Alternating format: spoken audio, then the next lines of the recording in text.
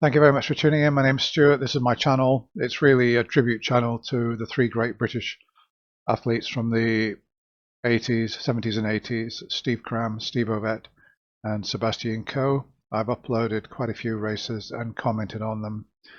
And I thought I'd kind of more or less done everything I wanted to do with the channel and just let it sit there. But occasionally I see another race which I haven't covered. And this 1989 clash in which Steve Ovett and Sebastian Coe are both in the same race is one that I haven't covered, so fantastic. I remember this race really well. There was a big build up to it, 1989. Of course, both Coe and Ovett way past their heyday, but Coe was still a very, very capable athlete. And in fact, in 1989, I believe that he came second in the World Cup 1500 meters behind Abdi Bili, just literally lost by 1 or 2 strides. It was a very close race, so he was still a world-class miler even at that point. Steve Ovett less so, but we had this race which was probably unjustly billed as a Coe v Ovett clash, even though they were both in the same race. It wasn't really quite that because they're well past their best, but still interesting. How often did Coe and Ovett get on the track together apart from the Olympics or major championships? Well, actually, never, as far as I can remember. As far as I can remember, they never stepped on the track together. I think maybe in junior cross-country races in the early 70s or mid-70s, before they both became famous, they were possibly in the same race. But yeah, just the major European championships in 1978, 1980 Moscow Olympics, 1984 Olympic Games in LA, and apart from that, you just couldn't get them on the track together. They did it in 1989 outside of a major championship, so let's see what happened. We're going into the race here. We're 1:33 in. Let's go. Here we go. Not only the race, but our TV pictures being beamed out on that giant screen. Now, at the top of the bend they've just come round. Steve Cram is commentating. 2 laps to go. And there's Coe. Athletics version of chess. Steve Cram in the race. Is just beginning to bubble. And as yet, nothing has so happened, we've got 2 but laps the drama to go. will all come very soon, I'm sure. And it's obviously Richard a slowish McDonald race, leads, Seb so Coe it's going to be Rob Harris tactical. Third, Tony Morell 4th, Steve Crabb in 5th. Steve Ovett still 3 from the rear, running alongside Ovett and Neil Coe Horsfield. within a few meters of each other. Coe's position second lap there, and well, Steve Ovett shows moving up on the outside. He means business in this race. Pushing Tony Morell involved as well. Ovett there looks like a threat, when the but pace is slow, athletes get nervous. They want to ensure a good position. He wasn't in the condition really to challenge Coe in this race. Is continuing in the vein in which it is. You know, there's some guys in this race who have no chance of out-kicking people in the last 200 metres. Why don't they do something? Maybe Steve Crabb is going to now. Steve Crabb moves wide, and still it's all about. Now watch this. And Crabb has fallen, and there's the first drama that was unexpected. And Coe. Now I was just thinking, I remember watching this on the day, and I was thinking, Coe's in the perfect place. Everything's going beautifully. It's a slow race. Nobody will be able to live with his speed over the last 200 meters. It will be a routine victory, and that will be it. After all the hullabaloo about Coe v Ovett and everything, Ovett will finish maybe 4th or 5th or 6th, and that will be it. But no. Let's just have a look and see what happened again, shall we? There we are. Now at this point, everything's looking fine. I'm sure that in Coe's mind, he's thinking, keep concentration, watch for Ovett because, he is Steve Ovett, and who knows. Let's just look. He looks focused in this, and he looks serious. Everything's fine. People in the last 200 metres. Why don't they do something? Maybe. I mean, it's a respectable race up till now. There's plenty of dignity out there. Steve Crabb is going to now. Steve Crabb moves wide, and still it's all about. Now, remember Mary Decker and Zola Budd? Not quite the same, but do you remember how Decker was looking comfortable in the lead, and Zola Budd decided to overtake her, and she cut across a little bit too quickly, I think, and didn't give the runners behind enough room, and I think that's what happens here. Elbows, and Crabb has fallen. Yeah. There he goes. And can you believe it? Apart from the guy that goes down, Coe comes off worst out of all of them. Look where he is now. He was happy. He was almost in pole position, ready to strike when the time came. Couldn't feel more comfortable. Everything's going fine. And then the whole thing is just a shambles. Complete shambles. Coe was involved in that as well, and Coe has Look at that. gone back about 6 places. So look at the time there, the split, 2:48. Let's see what the time is on the finish. Of course, Coe's going through there 2 seconds slower, 2-3 seconds slower. So around about probably what, 2:51, 2:52. Richard McDonald and almost unknown. But you know, when I was watching this, I thought, if there's one man that can win this race from that position, Coe can. Is in second place. It reminds me of Chariots of Fire, when Eric Liddell went down the 400 meters, and he got up and he came on to win. It's the same sort of thing. And both Coe and Ovett seem to be out of it at the moment. Steve Halliday has moved through into second place. And I mean, look, you know that this is not a world-class field, is it? If this was Zurich and Abdi Bili was there and Steve Cram, you know, near his best or thereabouts, then Coe would be out of it. But you know that Coe can, in 1989, still pull a 52-second last lap out of the bag if he needs to. And that the other runners in this race, respect to them, but people like Steve Crabb, they're more like off a slow pace running 53, 54 seconds. There's a good chance Coe is going to win this. Horsfield, the Welshman, third. Who could have believed it would turn out like this? This really is unexpected drama.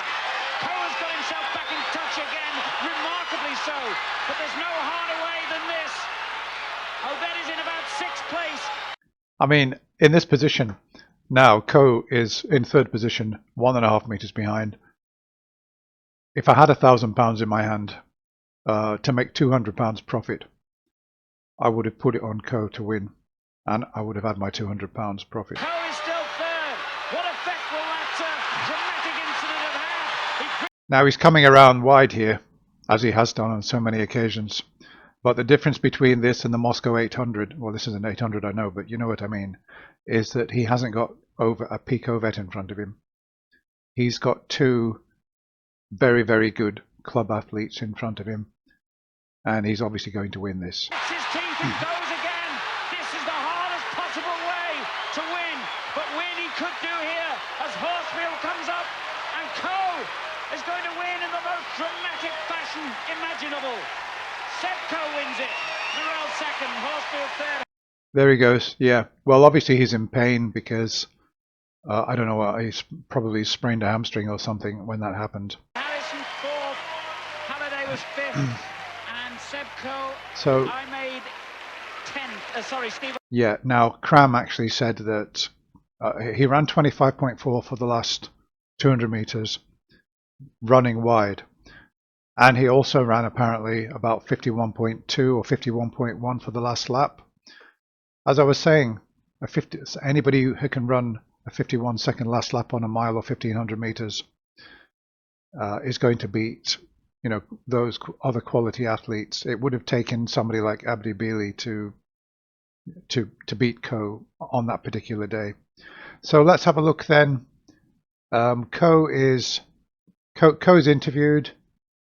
Yeah, and he gives an interview saying, well, it's part and parcel of the trade. These things happen, and you've got nothing to lose but continuing to run. Great spirit. And then they spoke to Ovett. So let's have a look and see what Ovett's got to say. So there's Steve Ovett. Yeah. Down as being one of those. Lots happened. It's made me question the sport, really. Don't know really what to say, Jim. Just spell out for us, would you, if you can, what has made you so unhappy and what made you so angry and emotional today? Well, I don't know whether there's any part of the story been told, but they got me here on false pretenses and they lied to. Now I'm amazed. But this is the difference between Coe, who went on to become a successful politician, got Britain the Olympics, got London the Olympics in 2012, and is now president of the IAAF. This is a difference. Coe is a politician. He knows what to say, when to say it, and he knows what not to say. And I'm kind of shocked that an athlete of Ovett standing on live television would make these comments. A lot of other people. And I just get very upset when that happens. But my own feelings were that I should run. But it's obviously a difficult time for you now, and I appreciate you coming down here and trying to tell your side of the story. When you talk about false pretenses, are you talking about money being offered to you and not being offered? That is very, very strong language that Ovett is using, and it's probably not surprising that after this, we virtually never saw Ovett on the track again, did we? If he'd said this in his heyday, it would have caused some problems for him, more problems to accuse organisers of dishonesty. To other athletes. That's right. And I think that's wrong. Because I think everybody's got, a place. And I felt as if I was being bought. So I turned it down, and because of that, I got into a lot of trouble. And I wasn't really ready to run today. No. But the people were here. I'm sorry. It's hard to carry on with this, Steve. I know. I feel you might want to carry on with it. I don't know, but Okay, so yeah, reading between the lines, and from what Ovett says, I understand that he didn't want to run because he knew that he wasn't in the shape to take on Coe. Some pressure was put on him, and he was offered money, which he decided to accept. I don't know what kind of pressure was put on him and why he would have felt pressurized, why he couldn't have just said no. But he decided to accept that money because they desperately wanted him on the track so they could, the organisers could bill it as a Coe v Ovett and get the TV people and boost the spectators. It's all about money, isn't it? Yeah, I understand. And Ovett realised, he realised that the others were not paid anything, that they did it just for the sheer competitive aspect of it, the love of the sport, etc. They wanted to give a good account of themselves, and that against Ovett's better judgment, he had accepted this money to run below par, and he now regrets it. And yeah, I mean, who can blame him? It was a sad kind of race for him in that sense, and I can understand why he's upset. But he obviously decided to spill the beans on live television, so that was quite a big story at the time.